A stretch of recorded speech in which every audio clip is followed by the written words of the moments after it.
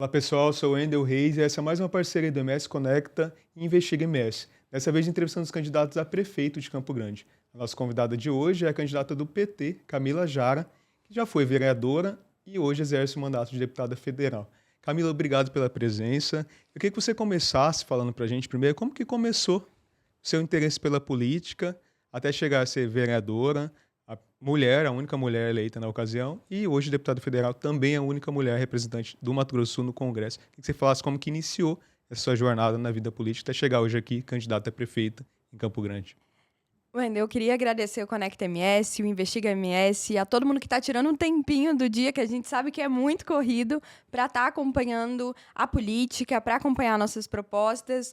E diferente de muitas pessoas que teve uma virada de chave, eu comecei a me interessar por política em algum momento específico, para mim sempre foi muito presente no meu dia a dia. A minha família sempre se conectou com outras pessoas para conseguir melhorar a vida delas, porque não tinha outra opção. Então é aquele famoso, vamos se juntar com o outro, um ajuda a cuidar do filho, o outro ajuda a trocar alimento, porque a família da minha mãe vem da agricultura familiar, são agricultores familiares. Então, para a gente se juntar e conseguir melhorar a vida um do outro, sempre fez parte do nosso cotidiano e do nosso dia a dia. Então, isso é política. E entender que isso também pode acontecer na política institucional, eu acho que foi a minha grande virada de chave. Eu sempre falo que eu vou fazer política para o resto da minha vida. Agora eu estou atuando no mandato, estou concorrendo à prefeitura de Campo Grande, mas eu tenho uma certeza, que política é para melhorar a vida das pessoas. Então, onde tiver política, onde tiver gente junto, se juntando para que a gente consiga garantir oportunidade para as pessoas mudarem de vida e se melhorar, eu vou estar lá. Mas quando você assumiu o mandato pela primeira vez como vereadora, você observou diferenças daquilo que você antes imaginava que fosse, para quando você chegou na prática, você percebeu que era outra coisa, que era bem diferente? Eu acho que tem uma história que resume muito bem o sentimento que eu tive quando saiu o resultado da eleição. Primeiro, eu acreditava que era muito difícil. Eu sempre tive essa vontade muito grande, mas quando a gente iniciou esse projeto, eram 12 jovens que sabiam que era muito difícil, porque na política do Mato Grosso do Sul as pessoas ainda acreditam que pode comprar a vontade da população, colocando muito dinheiro na eleição.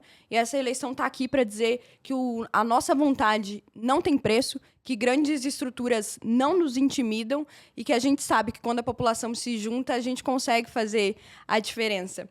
E a gente falou assim, é muito difícil, vamos elaborar as melhores propostas possíveis. E vai que algum vereador abraça a nossa ideia e a gente já sai de ganhador, já vence. Quando a urna abre e eu sou a mulher mais votada de Campo Grande e a gente consegue se destacar, a minha mãe olha para mim e fala assim, Wendel, Camila, renuncia. E eu falei assim, mãe, como que eu vou renunciar?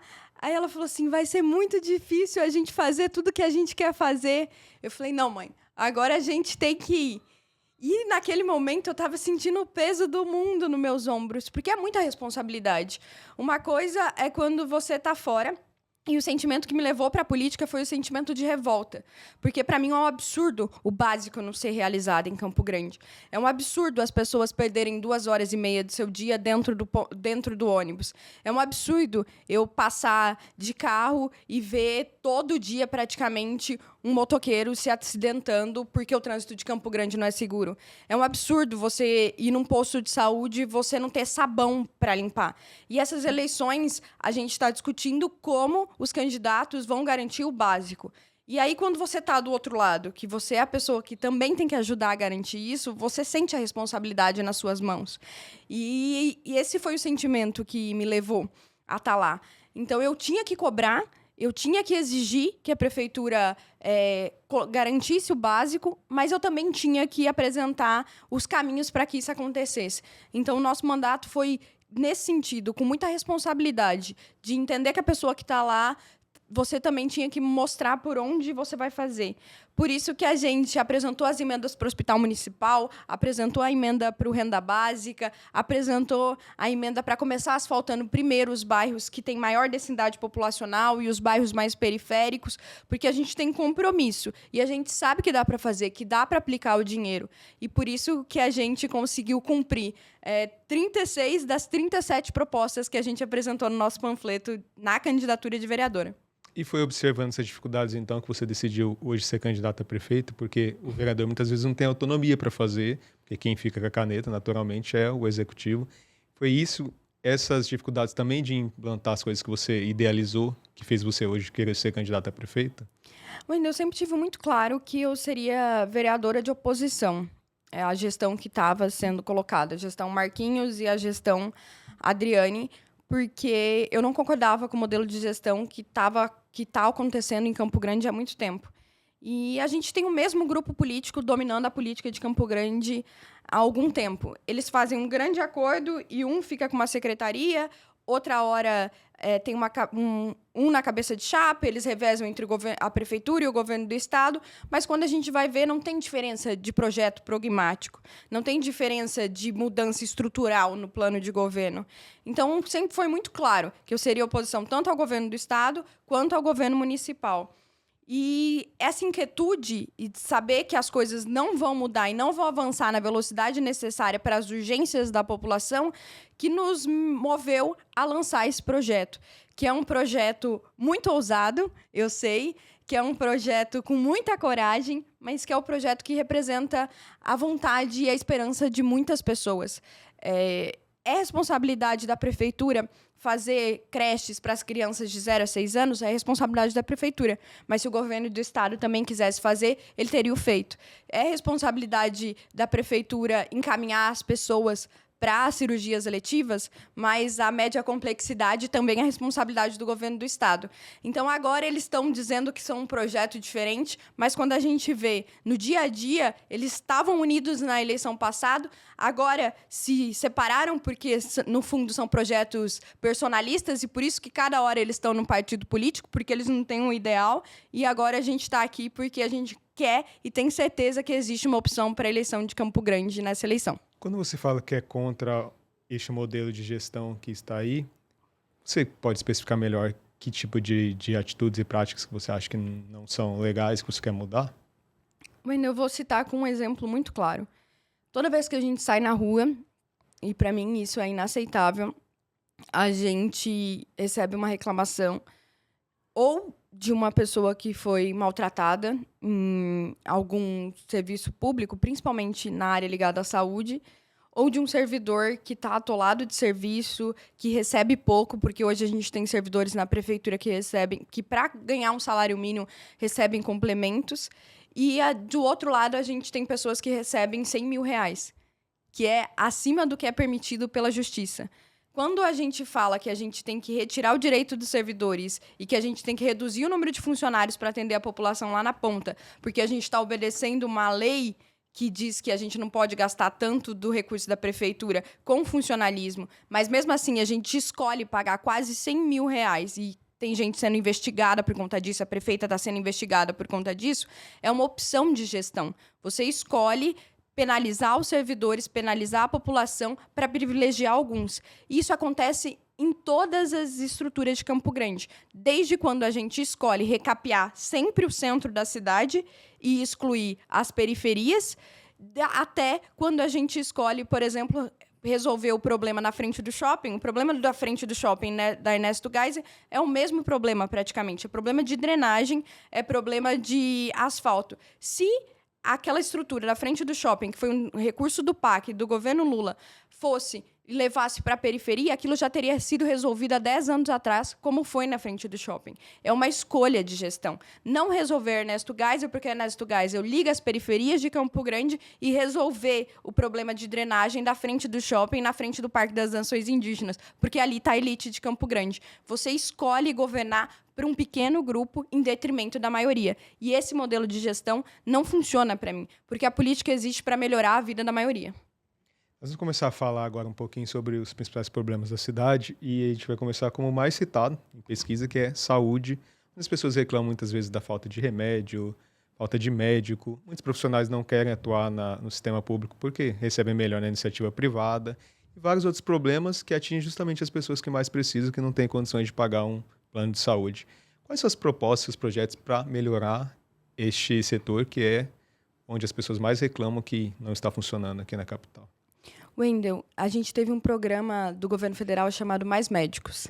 E eu nunca ouvi uma população no bairro reclamar do atendimento de uma pessoa que foi formada pelo Mais Médicos ou encaminhada pela Unidade Básica de Saúde do Mais Médicos. Veja bem, esse programa foi encerrado pela gestão do governo do presidente Bolsonaro e durante 4 anos a gente não recebeu profissionais desse programa para Campo Grande. Ou seja, a gente tem 2 projetos para a prefeitura, 3, que estão alinhados ao presidente Bolsonaro. Como que eles vão trazer mais médicos para Campo Grande se eles apoiam um plano de gestão no governo federal que acabou com o programa Mais Médicos? Agora a gente está conseguindo trazer mais médicos para Campo Grande, o município de Campo Grande já foi cadastrado e a gente já vai ter mais médicos nas unidades de saúde. Mas a gente tem que expandir as unidades básicas de saúde e as equipes multidisciplinares de saúde para atendimento da família. Não é possível que em Campo Grande, bairro como o Noroeste, tenha uma unidade básica de saúde. E aí é a escolha de instrumento de gestão. Você não pode falar para a população do Noroeste, que é uma população carente, que é a população que mais precisa de acesso a serviços públicos, que eles têm que se confortar com uma unidade básica de saúde. Antes eles estavam sendo atendidos na unidade do Tiradentes. A UPA do Tiradentes, que não era uma UPA, mas a população chamava de UPA, a UPA do Tiradentes parou o atendimento. Agora eles estão indo na UPA do Coronel Antonino. Veja bem, eles moram do outro lado da BR, o Noroeste fica, e eles são atendidos na UPA do Coronel Antonino. Eu moro perto da UCDB e a minha UPA de atendimento é a UPA Coronel Antonino. Ou seja, é óbvio que a UPA vai ficar sobrecarregada e não vai dar conta do atendimento da população. Então, na nossa proposta, a gente quer descentralizar esse atendimento, expandindo, com o apoio do governo federal e com os recursos do governo Lula, as unidades de saúde e ampliando o atendimento da atenção básica.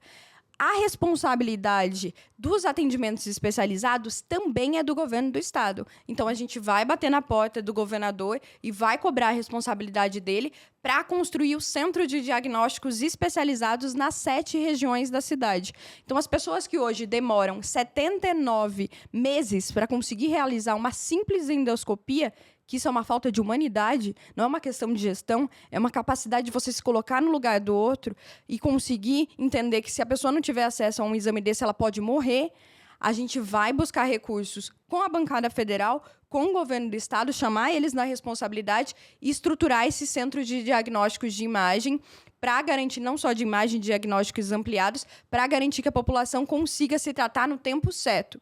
E mais do que isso, a gente vai, então, expandir os atendimentos, garantindo que os profissionais da saúde fiquem e permaneçam nos cuidados com a família. A gente já tem exemplos bem-sucedidos, que é um programa da Fiocruz, que já é aplicado no município, que é uma especialização em tratamentos e cuidados com a família.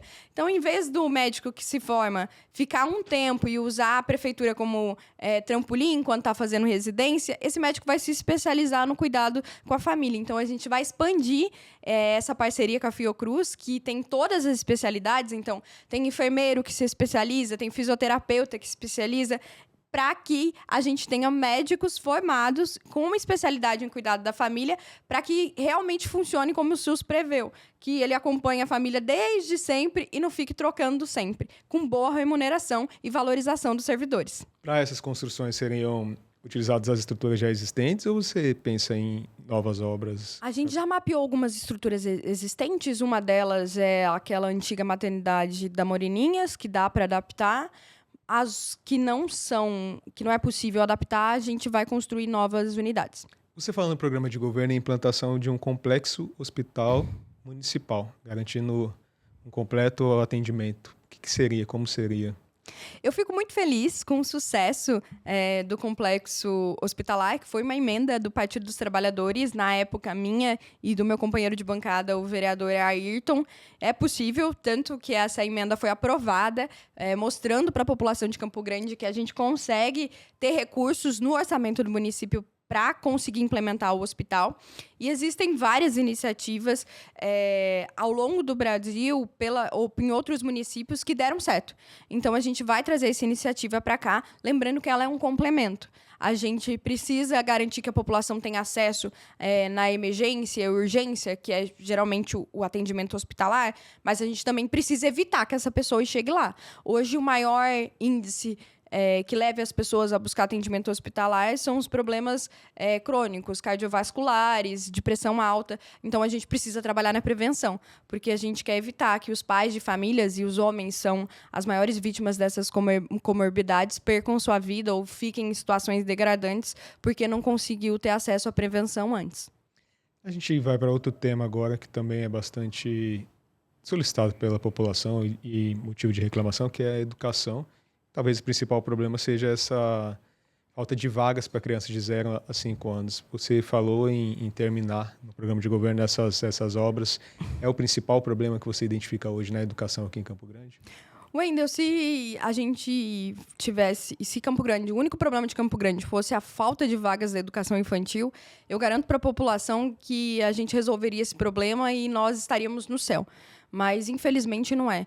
Campo Grande é uma das piores capitais nos índices de desenvolvimento da educação e ela é uma das piores capitais por uma escolha. A gente escolheu sucatear a educação.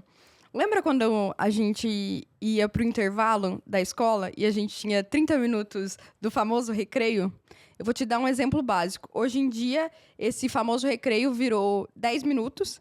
E você imagina 10 minutos, professor indo para o banheiro, criança indo para o banheiro, tomando água e o tempo que eles vão ter para fazer tudo isso. Eu citei esse exemplo como um exemplo do que está acontecendo na educação, tanto do estado quanto do município. Hoje em dia, o professor não pode mais comer a merenda, nem os funcionários que os alunos comem, porque essa é a opção que foi feita pelas gestões, tanto estadual quanto municipal, em relação à educação. A gente tem que analisar a educação como um todo. A gente vai construir essas vagas e vai construir e garantir que essas crianças tenham acesso à creche, porque isso é uma obrigação. Essa meta deveria ter sido cumprida em 2015. Existem recursos disponíveis para que essas obras das EMEIs fossem construídas e terminadas no FNDE há muito tempo. Sabe por que não foi terminada? Eu fui lá enquanto eu era vereadora, o vereador Alírio, o vereador João César. Não era possível porque as contas da prefeitura estavam negativadas. O governo federal não conseguia transferir recurso, o FNDE, para a prefeitura para terminar essas obras. Isso já foi resolvido, elas já estão encaminhadas, 8 obras já estão na fila de liberação de recursos para terminar. Isso vai garantir que 2.500 crianças tenham acesso. As outras, a gente vai buscar recursos com o governo estadual, com o governo federal.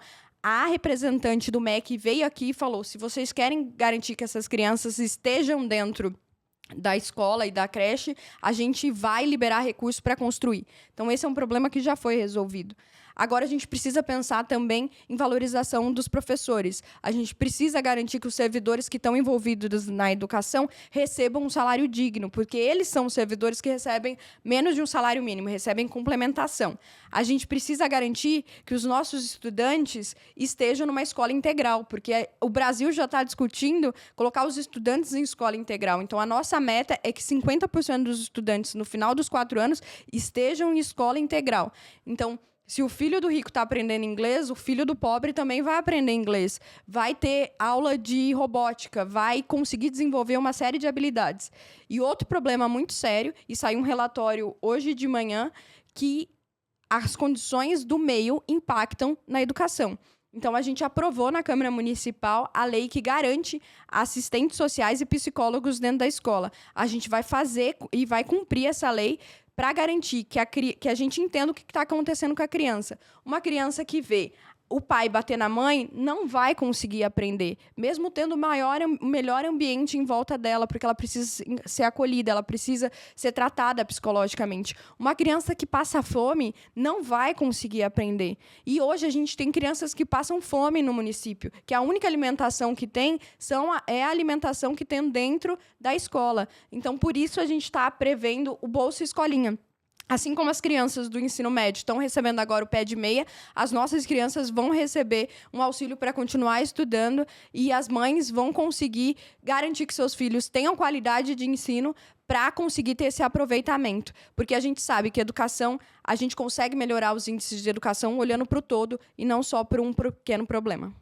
Para esses 50% de escolas em tempo integral, será necessária a construção de novas escolas ou você acha que é possível fazer com as já existentes? E seriam bastante escolas, né? Porque hoje são poucas as em período integral aqui na capital. São 9, se eu não me engano, e nós temos 200 escolas, incluindo as 209, incluindo CENFES. Algumas escolas de Campo Grande conseguem ser adaptadas, outras escolas a gente tem problemas estruturais seríssimos.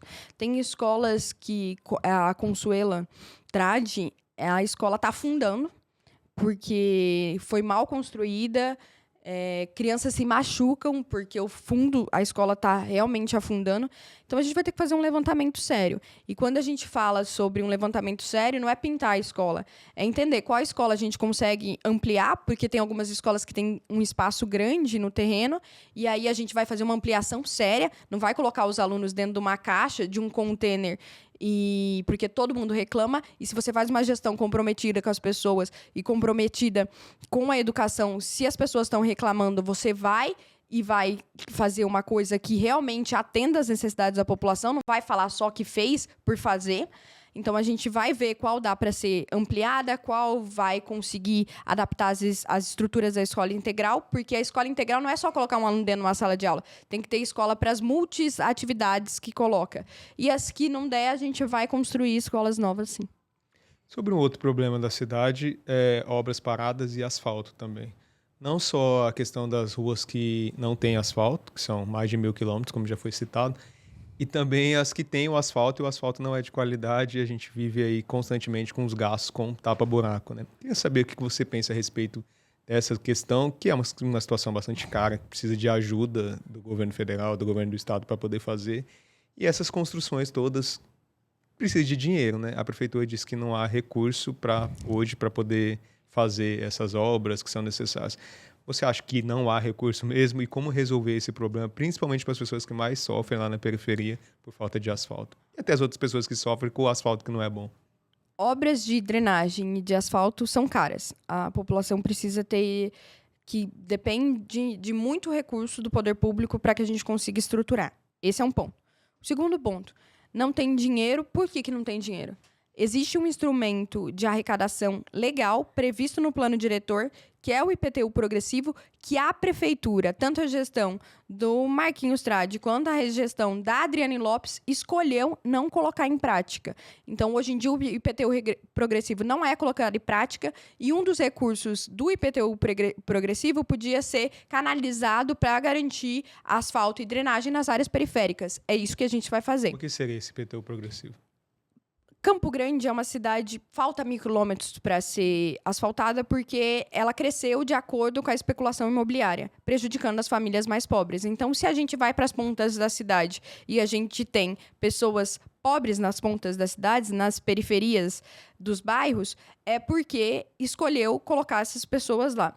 Então, esses grandes vazios urbanos que a gente tem traz um prejuízo para todo mundo. Uma hora a cidade se torna ingovernável, porque a gente tem quase o mesmo perímetro urbano que a cidade de São Paulo, e a nossa densidade demográfica é muito baixa. Isso traz prejuízo para todo mundo, porque precisa de mais infraestrutura de asfalto, de drenagem, iluminação pública, linha de ônibus. Isso torna para o poder público a cidade muito cara para a gente conseguir manter. Um dos instrumentos para a gente evitar que isso aconteça é o IPTU progressivo. Então, aquela pessoa que está com aquele terreno enorme no centro só para ganhar dinheiro e traz prejuízo para toda a sociedade, porque o terreno dele está asfaltado, está com drenagem, e ele não paga nenhum imposto a mais por isso, e muito pelo contrário, ele traz dano para toda a sociedade, ele deveria pagar um imposto a mais. Esse é um instrumento que é aplicado nas grandes cidades e não traz prejuízo para ninguém, não causa fuga de investimento, e existe isso no plano diretor, que a gente vai aplicar o IPTU progressivo. A prefeita escolheu não aplicar, não regulamentar, e por isso falta asfalto na periferia, porque a gente poderia pegar esse recurso e asfaltar a periferia. Então, é uma escolha de gestão. E no nosso governo, a gente vai usar esse recurso para asfaltar a periferia, lembrando que a gente vai começar pelos bairros que mais carecem de infraestrutura e com maior densidade populacional. Então, dá para começar o asfalto pelos bairros que têm a maior densidade populacional e que também precisam de mais infraestrutura pelas condições demográficas do local. Tem alguma obra que você considera essencial, que seria prioridade para você fazer alguma obra nova? Ou a prioridade seria terminar de construir essas que já estão em construção há muito tempo? Tem uma obra que me incomoda muito, particularmente, me incomoda profundamente, que é a obra da antiga, que era para ser uma rodoviária, depois passou para ser um centro de belas artes. A gente aprovou a construção de moradias populares atrás dela, já está bem avançada. E me dói muito o coração, porque já estava estruturada as salas. Quando a gente entra na obra, a gente tem salas de dança, de balé, com taco, com a madeira já feita, já pronta. Quantas crianças podiam estar dançando lá, sabe? Eu vejo a imagem das crianças dançando. Quantas crianças podiam estar se especializando? A gente teve as Olimpíadas agora e aprimorando seus talentos. E quantas vidas a gente perde para as drogas, a gente perde para a gravidez na adolescência, porque a gente tira a chance das pessoas sonharem, das crianças sonharem. E aquela obra, seria, eu acho que, o marco zero para mim. A gente está falando também dessa questão social e da importância que é da prefeitura estar presente para esses casos de mães que precisam trabalhar quando têm emprego, deixam seus filhos muitas vezes à própria sorte. Eu queria saber sobre essa questão social, quais projetos você tem para essa área, tanto de emprego quanto de acolhimento dessas crianças. E, de uma maneira geral, para a periferia, que é onde as pessoas sofrem ainda bastante por essa falta de condição de acesso ao esporte, à cultura, de um modo geral. Eu falo que essa questão é uma questão sistêmica. Eu já ouvi de uma pessoa muito importante aqui no estado, que decidia sobre a vida das pessoas, que em Mato Grosso do Sul não trabalha quem não quer.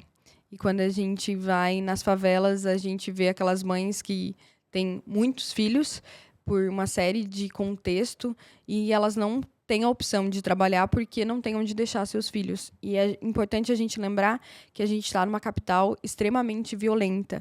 Os nossos índices de estupro, quanto em relação a menores e abuso infantil, é muito alto. Então, quando a gente deixa as nossas crianças fora das EMEIs, a gente sujeita elas a situações de abuso infantil. E a gente sujeita a mães que não podem ir para o mercado de trabalho. Então, garantir que essas crianças tenham acesso às EMEIs, às creches, é fundamental. Um outro ponto é que, muitas vezes, essas mulheres engravidaram muito cedo. Então, elas se tornaram mães solos. E elas não conseguiram terminar e se qualificar profissionalmente. Então, essas mulheres, além de ir para o mercado de trabalho, elas vão para o mercado de trabalho em uma condição muito vulnerável. Então, elas precisam garantir formação. Então, a gente tem um programa para garantir a qualificação dessas mulheres. E aí, seria no contraturno do emprego.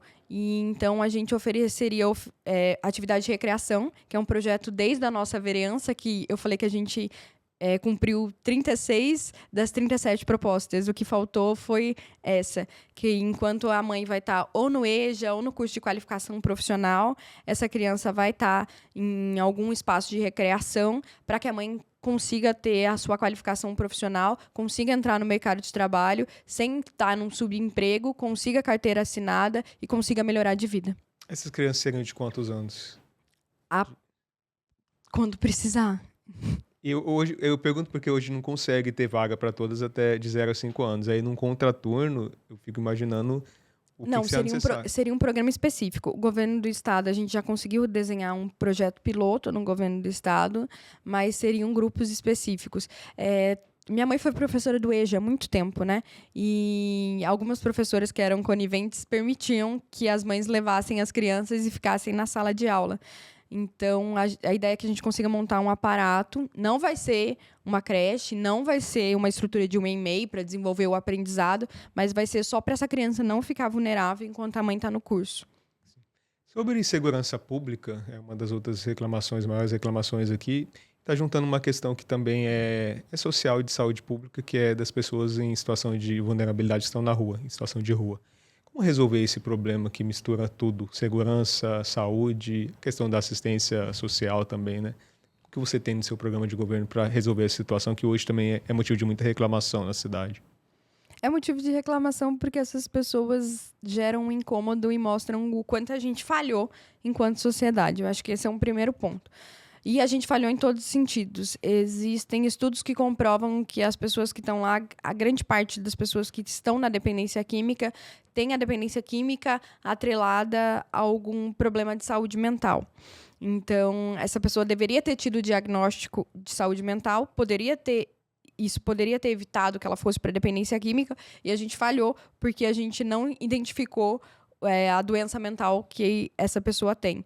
Hoje em dia, a gente tem uma rede de saúde mental completamente inexistente, ineficiente no município de Campo Grande. Os leitos que a gente tinha contratualizados pelo município de Campo Grande, psiquiátricos, não existem mais. A ala da Santa Casa fechou. Os CRAS não conseguem dar conta da demanda da população. A fila de espera para atendimento de crianças, essas crianças que eu falei que são vítimas de abuso, por exemplo, violência doméstica, são mais de 2.500 crianças que esperam na fila, então a gente não dá conta da demanda. A gente criou um plano, na época da vereança, de saúde mental para expandir e garantir esse atendimento. Esse plano foi vetado pela gestão, então a gente vai aplicar esse plano de novo e a gente entende que a gente precisa evitar que essas pessoas caiam na dependência química e vão para as ruas. Então a gente vai aplicar esse plano de saúde mental. Essa é na parte da saúde. Agora a gente tem as pessoas que já estão em situação de rua e já estão em situação de vulnerabilidade social. Existe um trabalho incrível que o setor do consultório da rua faz, que é o trabalho de acolhimento dessa população. Então, não são todas essas pessoas que conseguem chegar até essas pessoas. Essas pessoas, às vezes, são muito violentas e a gente precisa de uma equipe especializada. Então, a gente vai expandir essa equipe do consultório da rua para que a gente consiga, então, chegar e levar o atendimento para essas pessoas. Quando essas pessoas tiverem acesso ao atendimento, a gente vai oferecer as portas de saída para essas pessoas, através do emprego, do trabalho, buscar a rede de apoio, que geralmente é a família, para que essas pessoas voltem a se sentir como seres humanos. Então, esse é o trabalho que a gente vai fazer, o trabalho para retirar a pessoa que está em situação de vulnerabilidade que está na rua. E tem um trabalho da segurança pública. Então, a gente tem saúde, a gente tem o setor da assistência social envolvido e tem de segurança pública. Infelizmente, a gente tem bandidos que estão lucrando com a desgraça daquelas pessoas. E essas pessoas precisam de polícia e do sistema judiciário para tratar delas. Então, essas pessoas precisam que a segurança haja em conjunto. Então, a Polícia Militar, a Polícia Civil, que cabe o serviço de inteligência, em conjunto com a Guarda Civil Metropolitana, tem que agir em conjunto para desmantelar todo o sistema que abastece e que lucra com a vida daquelas pessoas. Então, a Polícia Civil tem que usar o seu sistema de inteligência para identificar quem que está lucrando com aquele sistema, quem são os comércios que estão interceptando os produtos roubados. A prefeitura tem que ir lá fechar esses comércios, porque eles roubam cobre, fio, celular, essas coisas pequenas, e alguém está roubando isso. E por isso que o nosso projeto, além de fazer a parceria e a interligação entre a Polícia Civil, a Guarda Civil Metropolitana e a Polícia Militar, e fechar e fiscalizar esses comércios que estão fazendo essa receptação de produtos ilegais, a gente também vai aplicar um programa muito bem sucedido no Piauí, que é um programa que avisa a pessoa, em parceria com as operadoras de celular, que ela está adquirindo um produto e um celular roubado, e essa pessoa automaticamente vai lá e devolve o celular. A maioria das pessoas fez isso, e quem não devolvia, a polícia ia lá e pegava de volta. Isso diminuiu o furto de celulares, e a gente vai aplicar isso aqui em Campo Grande. Então, a gente vai resolver o problema com a valorização do profissional de segurança pública, com a valorização do profissional da saúde pública, com a expansão da rede de saúde mental, com a expansão da rede de assistência social e agindo as três esferas em conjunto. Só com segurança pública a gente não vai resolver o problema, só com saúde mental a gente não vai resolver o problema e só com assistência social a gente não vai resolver o problema. Você citou o caso aqui de uma pessoa que falou que Campo Grande tem empregos. Você concorda com isso? O que você pretende fazer nessa área para poder gerar mais empregos? Empregos em diferentes áreas para as pessoas, porque muitas delas saem, às vezes, daqui do estado porque não tem condições de trabalho ou saem daqui da capital mesmo para ir para o interior para procurar uma oferta de emprego. Como resolver esse problema? Campo Grande hoje vive o pleno emprego e a gente tem que reconhecer isso. E o setor de serviços é o setor que mais emprega, mas é um setor que está muito penalizado. Por todos os bairros que a gente anda, pela área central, pela Rui Barbosa, pelos comércios dos bairros, os empresários e os microempresários pedem socorro. E é literalmente essa palavra que eles usam. Eles falam, nos ajudem, porque a gente não recebe nenhum tipo de incentivo. Então, a gente vai incentivar esses microempresários, esses pequenos empresários, esses médios empresários que geram emprego direto para que eles consigam abrir e expandir seus negócios através do microcrédito popular. Para além disso, a gente quer que as pessoas possam progredir na carreira. A gente produz emprego, mas qual a qualidade desse emprego? As pessoas querem expandir na carreira, as pessoas querem ganhar mais, as pessoas querem conseguir melhorar e avançar na profissão. Para isso, as empresas precisam crescer, para isso, as indústrias precisam chegar, para isso, a economia da cidade precisa se movimentar. E não existe cidade que se desenvolve que não consiga ter em mente os 3 pilares. Poder público, colocando o respaldo, as universidades produzindo pesquisas, ciência e tecnologia e o setor privado colocando todo esse conhecimento em prática. A gente já iniciou no mandato de deputado federal, em conjunto com a FINEP, um programa em conjunto com os reitores, para que a gente consiga interligar esses 3 setores, para a gente, então, desenvolver um plano de desenvolvimento econômico de Campo Grande, um plano de desenvolvimento industrial de Campo Grande, para que a gente saia das velhas fórmulas que não conseguiram fazer com que o nosso município olhe além. Então, o setor privado, em parceria com a ciência, com a tecnologia e com a pesquisa e com o poder público, vai conseguir fazer com que a gente pense fora da caixa. Você cita nesse programa de governo, em vez de estimular a criação de empresas acomodadas que recebem esse incentivo e não dão a contrapartida necessária, você pretende intensificar a fiscalização e cobrar essas contrapartidas? Como que vai ser esse processo? A gente vai fazer isso através de incentivo. Tem muitas empresas legais, principalmente as novas startups de interesse social, que querem investir e criar novos produtos, mas não tem esse apoio por parte do Estado.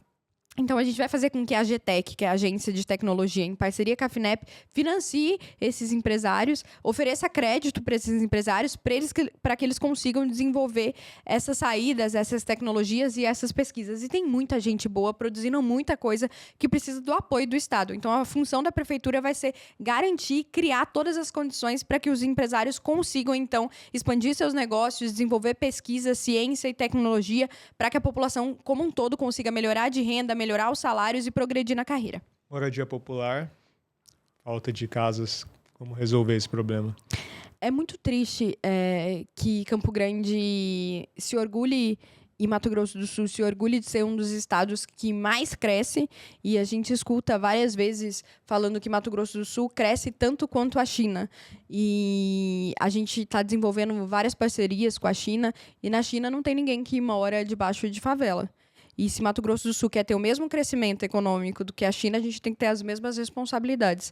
É um absurdo que na nossa cidade nós tenhamos famílias, crianças que moram com esgoto a céu aberto, que moram debaixo de lona. Isso não pode ser aceito. A gente precisa assumir o compromisso de erradicar a pobreza em Mato Grosso do Sul.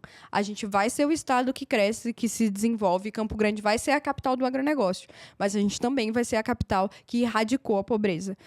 Campo Grande vai ter um plano de desfavelização, para além das moradias do Minha Casa Minha Vida, que voltaram com o governo Lula, porque a gente ficou sem a construção de nenhuma casa durante o governo do Bolsonaro, porque acabaram com o programa do Minha Casa Minha Vida.